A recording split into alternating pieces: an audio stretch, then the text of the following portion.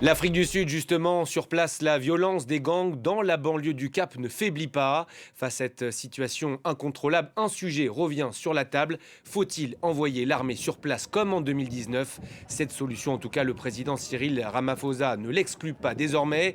On vous retrouve sur place, Caroline Dumais. Bonjour Caroline. Cette violence des gangs, donc, elle ne retombe pas en banlieue du Cap ?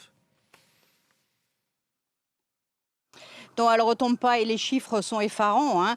Je vais vous en donner quelques-uns. 26 morts le week-end dernier, 84 morts en 15 jours.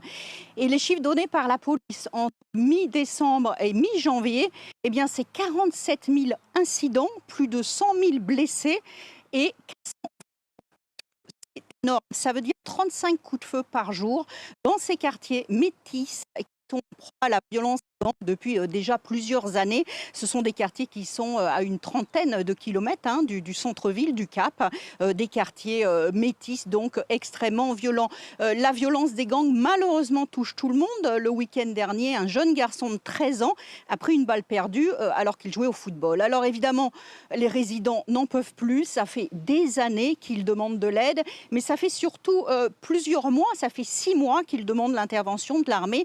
Associations de résidents, partis politiques et aussi toutes les associations confessionnelles, musulmanes, chrétiennes qui demandent que l'armée revienne dans ces townships comme en 2019. Intervention de l'armée désormais évoquée donc par le président Cyril Ramaphosa lui-même. Absolument. Elle a été évoquée quand même avec beaucoup de prudence, hein. Il a lui-même rappelé que s'il envoyait l'armée, il enverrait aussi la police et que la police et l'armée travailleraient de concert, car il a bien précisé que l'armée, elle tue. L'armée, elle a un ennemi, elle tue. Et donc, il faut vraiment faire très attention à ce que les choses soient bien coordonnées avec les forces de police. En plus, s'il y a vraiment un envoi de l'armée, ça ne sera pas à court terme. Ça sera très probablement pour plusieurs mois. Le porte-parole du gouvernement a précisé que le gouvernement faisait tout ce qui était en son pouvoir pour régler le problème des gangs. Il y a eu une centaine de leaders de gangs qui ont été arrêtés en 3 mois et qui vont être jugés. Mais la situation est quand même très complexe dans ces quartiers-là.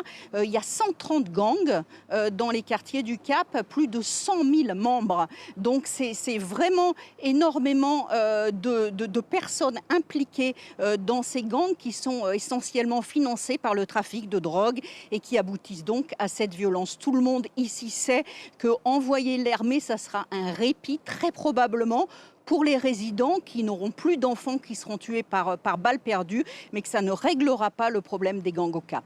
Correspondant signé Caroline Dumais. Merci Caroline pour tous ces éléments.